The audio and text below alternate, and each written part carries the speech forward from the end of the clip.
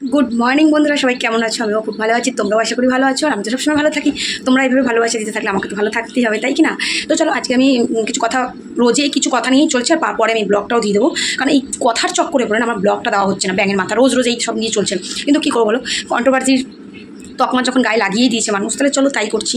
তো একটা কথা আমি এখানে ফার্স্ট অফ অল বলবো ঝিমিকে, দেখ বাবা, তুই সংসার করতে গেছিস, শোনা মা আমার, তুই সংসারটা কর, তুই এসবের মধ্যে ঢুকিস না, তুই কাউকে ভালো মন্দ বলিস না বাবা। তোকে নিয়ে কিন্তু কেউ খারাপ ভালো বলেনি।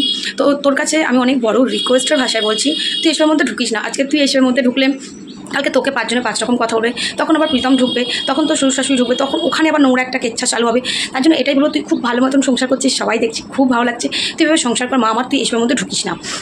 তোদের মতন তোরা থাক, তুই তো কন্ট্রোভার্সি চাস না। তুই যখন কন্ট্রোভার্সি চাস না, তাই তুই কেন এইসব কথার মধ্যে ঢুকছিস? না, এসব কথার মধ্যে ঢুকিস না। হ্যাঁ, তুই যে বলছিস তোর কথায় যুক্তি আছে যে আমার মাকে কেউ খারাপ করলে আমি প্রোটেক্ট করবো, অবশ্যই তুই সন্তান, তুই তোর মার প্রোটেক্ট করবি না, করবে কে? কিন্তু সেই জায়গা থেকে এটা তোরও বোঝা উচিত বাবা, যাতে তোর সংসার বসা থেকে তোর মায়ের সংসার নষ্ট হয়ে গেল। তো আমার তো মনে হয় তোর অপরের সাথে প্রোটেক্ট করার চাইতে তোর মায়ের সংসারটা কীভাবে আবার জোড়া লাগবে, তো সেটা চিন্তা করা উচিত, তাই না?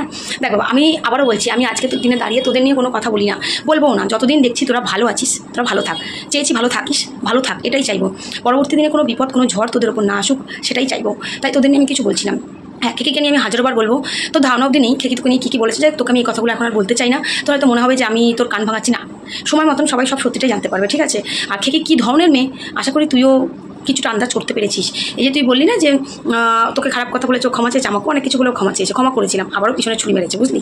তো একটা কথা বলবো, তুই অবশ্যই তোর মা বাবার হয়ে প্রোটেক্ট করবি, কিন্তু মায়ের হয়ে প্রোটেক্ট করবি। এই যে তুই এখন কথাগুলো বলছিস না যে ওই বাড়িতে শুধু আমার মা আছে আর কেউ নেই, এটা বলিস না বাবা, এটা বলিস না। দেখ, আমি কেউ নই, আমি আবার বলছি আমি কেউ নই, কিন্তু তোর দিদুন কিন্তু তোকে প্রচুর ভালোবাসে, তাই না? যতদূর আমি জানি, বা বাকি তোর মাসি ঠাসিরা কিন্তু অনেক ভালোবাসে তোকে। হ্যাঁ, আজকে পরিস্থিতির জন্য হয়তো এরকম একটা পরিস্থিতি তৈরি, তুই বল না তোর কী দরকার ছিল ভিডিও করে এই কথাগুলো বলার? মানে তুই তো কোথায় চাইবি যারা চুপ থেকে ভালোবেসে মিষ্টিভাবে সবার সাথে কথা বলে আমি আমাদের সম্পর্কটা ঠিক করব, যারা আজকে মানেনি তারাও মেনে নেবে। সেখানে তুই কী করলি, ফট করে ভিডিওতে বসে তুই মাসির মেয়ে সবাইকেই তুই, বা যারা তোর হয়ে লড়ে আজকে সংসারে দিয়ে এসছে সেইখানে তুই তাদেরকে বসে আবার খারাপ বলছিস, এটা করিস না বাবা।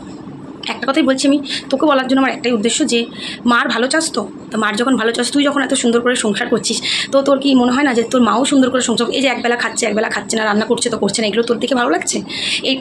এইগুলো করলে কি তোর শ্বশুরবাড়িতে তোর ইমপ্রেশনটা খুব ভালো থাকবে? কখনোই থাকবে না। লোকে এটাই বলে, মাই তো নিজে 19 বছর সংসার করার পরে সংসার করতে পারছে না, তাহলে এই মেয়ে কী করে করবে বলবে তো মানুষ।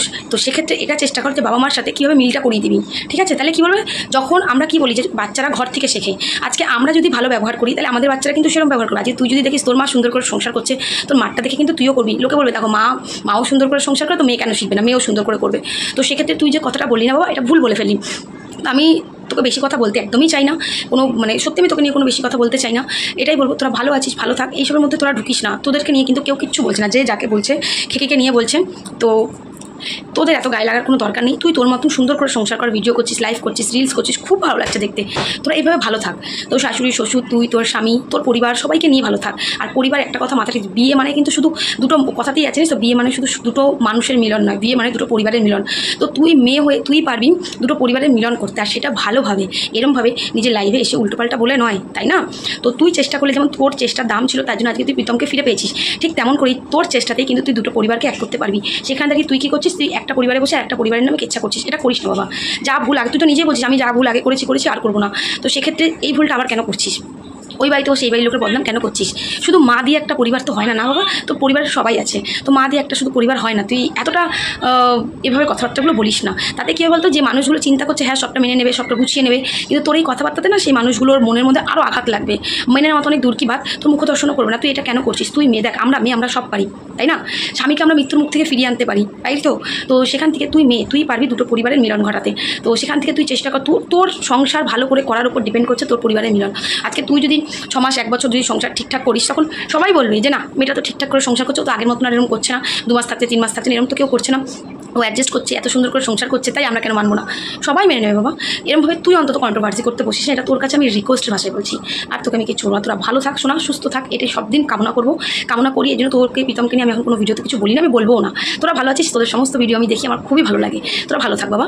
আর হলো এখানে আমাদের পিপাল, তো পিপালের ক্ষেত্রে একটা কথাই বলবো, এরকম উড়নচুন্টির মতন কথাবার্তা না বলে নিজে একটা শৃঙ্খলার মধ্যে বাঁধার চেষ্টা করো। তুমি শাশুড়ি হয়েছো, ঠিক আছে? তোমার মেয়েকে দেখছো তো, তোমার মেয়ে কিন্তু নিজেকে এই কটা দিনের মধ্যে অনেকটা পরিবর্তন করতে পেরেছে। তো আমার মনে হয় সেই পরিবর্তনটা তোমার মধ্যেও আনা উচিত, যে একটা শাশুড়ি, একটা গার্জিয়ান, সেই হিসেবে তোমার মধ্যে সেই পরিবর্তনটা আনা উচিত। ওই উচ্ছৃঙ্খলের মতন সারা রাত বসে এর সাথে ফোনে গল্প করা, এই উচ্ছৃঙ্খলপানাগুলো করো না। নিজের সংসারটা নিজে গুছাও। আজকে তুমি যে বলছো আমার মেয়ের জন্য আমি সব করতে পারি, এটা ভুলে যাচ্ছ যে কালকে এই মেয়ের গায়ে সবাই কালি ছিটাবে যে তোর সংসার বাঁচাতে গিয়ে তোর মার সংসার নষ্ট হয়েছে। ভালো লাগবে তো এই কথাগুলো সেদিন শুনতে? তো তোমার কাছেও এটাই রিকোয়েস্ট, বহুত তো বদ মেয়ে ছিলে তুমি, সেটা আমি খুব ভালো মতন জানি। তোমরা একটাও সুবিধার মাল না, সেটাও আমি খুব ভালো মতন জানি। আমি আবারও বলছি, তোমরা শত্রু, আমার শত্রু সারা জীবন থাকবে। আমি আগেও তোমার লাইভে গিয়ে কমেন্ট করে এসেছি, কারণ কি বলতো, যখন ঠিক মনে হচ্ছে তখন তোমাকে কমেন্ট করেছি, কিন্তু আমার এখন মনে হচ্ছে না তুমি ঠিক আছো, তাই জন্য তোমাকে আমি কোনো কমেন্ট করি না। তাই ভিডিও থ্রুতেই বলবো যে নিজে আগে শৃঙ্খলাবদ্ধ হও, ঠিক আছে? কারণ তোমার সুশৃঙ্খলার ওপর ডিপেন্ড করবে তোমার মেয়ের কথা, তোমার মেয়ের পারিবারিক শিক্ষারও, ঠিক আছে? তুমি যদি উচ্ছৃঙ্খলের মতন কথাবার্তা বলো, তাহলে তোমার মেয়েকে কিন্তু শ্বশুরবাড়িতে কথা শুনতে হবে। কারণ তোমরা জানো আমাদের মেয়েদের শ্বশুরবাড়িতে অনেক কথা শুনতে হয়, একটু দোষ করলে কিন্তু মেয়েদের শ্বশুরবাড়ি থেকে এটা শুনতে হয় যে তোমার মা কী শিখিয়েছে তোমাকে, তাই না? তো সেখান থেকে তুমি অন ক্যামেরায় বসে ভকভকগুলো যে করছো, ফালতু ভকভকগুলো না করে নিজের সংসারটা নিজে বাঁচাও। কাল গিয়ে তোমার মেয়েকে লোকে বলবে যে তোর মাই নিজের সংসার করতে পারে, তুই কী পারবি সংসার করতে?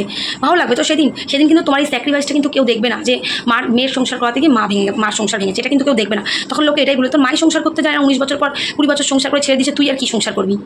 ভালো লাগবে তো এই কথাগুলো শুনতে? তো এটাই রিকোয়েস্ট করবো, এইসব ঝুট ঝামেলা নিজেদের মধ্যে করো না, নিজেদের মধ্যে কেচ্ছা চেটাচেটি করো না, ভালো লাগে না এগুলো দেখতে। হোয়াইটের মধ্যে কী নোংরামি করো সত্যি বুঝতে পারি না। মানে একটা জিনিস আমি এটাই বুঝতে পারি না, সবাই সবার মতন করে এক হয়েছে, একমাত্র তুমি একটা মহিলা যে আলাদা হয়েছো। তুমি একটু ভালোভাবে সবার সাথে মেশো, দেখো সময়ের সাথে সাথে সবটা ঠিক হয়ে যাবে। সময়ের মতন বড় ওষুধ আর কিছু না। এই তো গত বছর জন্মদিন আমি তোমার বাড়িতে গেছিলাম, সেদিন জানতাম আমরা যে এই বছর জন্মদিন ঝিমি ওর শ্বশুরবাড়িতে এত সুন্দর করে কাটাবে, কাটিয়েছে। তো এটা হচ্ছে সময়, তো তুমি সেই সময়টা মানুষকে দাও। তোমার মতনই হুটোপাটা করে তো ডিসিশন সবাই নিতে পারে না, তো প্রত্যেকে একটু সময় দিতে হয়। তো এটা রিকোয়েস্ট করবো, নিজের সংসারটা নিজে করো, নিজের সংসারটাও সুন্দর করে করো, মেয়েটাকেও সুন্দর করে সংসার করতে দাও, ঠিক আছে? ওই একা একা ওইভাবে হয় না, যেগুলো করছো এগুলো খারাপ করছো। আর খেকির কথা তোমার মাথায় যে ভূত এখন চেপে রয়েছে, তুমি এই খেকির কথা তোমার মাথায় ঢুকবে না, তো ছেড়ে দাও। তোমাকে আমি খেকিকে নিয়ে আর কিছু বলতে আসছি না, কারণ তুমি পুরো আউট অফ কন্ট্রোল হয়ে রয়েছো। তোমাকে বোঝানো মানে তোমাকে বোঝানোর একটা কলা গাছকে বোঝানো একটা সমান ব্যাপার, ঠিক আছে? কারণ তুমি প্রচুর ঘাওড়া একটা মেয়ে ছেলে, তো ঘাওড়া মেয়ে ছেলের সাথে কথা বলে বোঝানো মুশকিল। তো তোমাকেও এটাই রিকোয়েস্ট করবো, নিজের সংসারটা নিজে সুন্দর করে গুছিয়ে নাও। এরকম কেচ্ছা চেষ্টি করে অন্তত সংসার হয় না। আর হইলে চলো এবার আসি খেকির দিয়ে। শোন খেকি, অঙ্কনটাকে একটু তুই পরিচয়টা দিস, নাহলে বলিস আমি পরিচয়টা দেবো, ঠিক আছে? সুন্দর করে পরিচয়টা দেবো অঙ্কনটাকে। আর তোর শাশুড়ির কাছে তোর কিসের ফটো আছে রে? কিসের ফটো আছে একটু আমাকে বলিস? কেন আমাকে নিয়ে কিছু বললি না কেন? বল, আমি তো চাইছি তুই আমাকে নিয়ে বল। তুই বলবি, তারপর আমার ভিউজ হবে, তারপর আমি দুটো খেতে পারবো।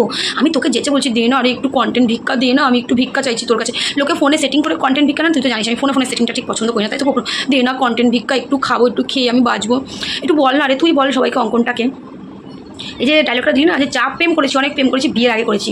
কোন বিয়ের আগে? প্রথমবার বিয়ের আগে করেছিস, নাকি দ্বিতীয়বার বিয়ের আগে করেছিস, নাকি দ্বিতীয়বারে বর চলে যাওয়ার পরে করেছিস? শেখরের সাথে কবে যেতে চেয়েছিলিস আমাদের সাথে দীঘায়? শেখর তুই কবে যেতে চেয়েছিলিস দীঘায় আমাদের সাথে? একটু বলিস তো। আমার তো মনে হয় তোর বর চলে যাওয়ার পরে তুই শেখরের সাথে দীঘায় যেতে চেয়েছিস।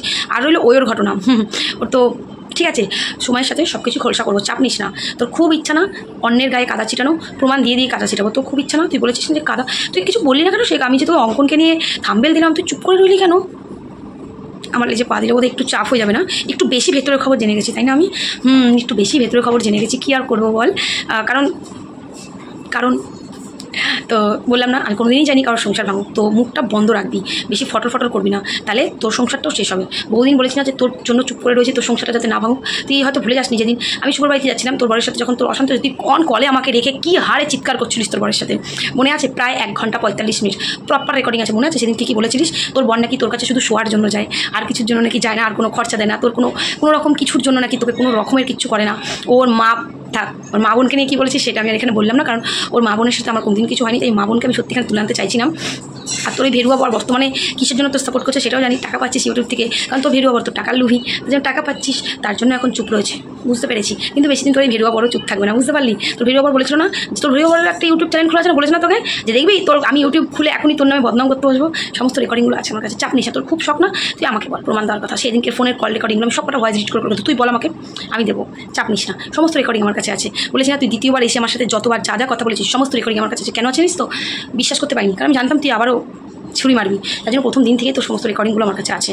সেই প্রথম দিন ফোন করে কী বলেছিস, আমি তোমাদের সাথে কথা বলছি পালবাড়িতে, এখন কিছু বলো না, তাহলে আমি এখন এই ভেতরের খবর সব জানতে পারবো না। আগে সব ভেতরের খবর জানি, তারপরে সবাই মিলে পাস করবো, মনে পড়ে কথাগুলো? ঠিক আছে, তোর এই বৌদির এত আত্মবিশ্বাস না তোকে নিয়ে, চিন্তা করিস না, আমি এখানে বসে বসে সব ভাঙবো, চাপ নিস না। যাক, ভাবলাম দেখো ব্লগটা দেবো, কিন্তু এই বক করতে 10 মিনিটের ভিডিও হয়ে গেলো। ব্লগটা কী করে দেবো? এত বড় ব্লগটা তাহলে কী করে হয়ে যাবে? অনেক বড় হয়ে যাবে, দেখতে পারবে না। ঠিক আছে, এখন আপাতত দিচ্ছে সেরকম হলো। ওই ব্লগটা আমি পরে ভিডিও এডিট করে তোমাদের দিচ্ছে, নিয়ে কথা বলতে বসলে না কথা শেষ হয় না। তো পিপাল, তোমায় বলছি নিজের সংসারটা নিজে গুছিয়ে নাও। সবাই সবার মতন সংসার করছে, কেউ কিন্তু স্বামী ছাড়া নেই। তুমি একমাত্র তোমার পাগলামির জন্য স্বামী ছেড়ে বসে আছো। এই পাগলামিগুলো করো না, পায় সাইকোপান অন্য জায়গায় গিয়ে মারো, এখানে মেরো না। আর জিমি, তোকে একটা কথা বলবো বাবা, তুই এসবের মধ্যে আসিস না, তুই তোর মতন করে ভালো থাক, সুস্থ থাকছো না। আর ঠিকই ওয়েট অ্যান্ড ওয়াচ, আমি আছি তোর জন্য। আমি তো খুব খারাপ, তার খারাপের একটাও প্রমাণ করতে পারলি না। তোকে কে বলেছিল, কে কাজল না কে তোকে বলেছিল না আমাকে নিয়ে কত কিছু জানা, একটু ওর কাছে একটু ইনফরমেশন নিয়ে আরও কিছু কিছু যদি ইনফরমেশন পাস একটু দেখ না, খুব ভালো হয়। ওই আমার বাবার কেচ্ছা, আমার কেচ্ছা, আমি কারকে মেরে ফেলেছি, এই করেছি, ওগুলোর বাইরে যদি আর কিছু থাকে একটু নিয়ে না, খুব উপকার হয়। যা টাটা, আপাতত তোর জন্য একটু পরে আবার আসবো। Tata, love you.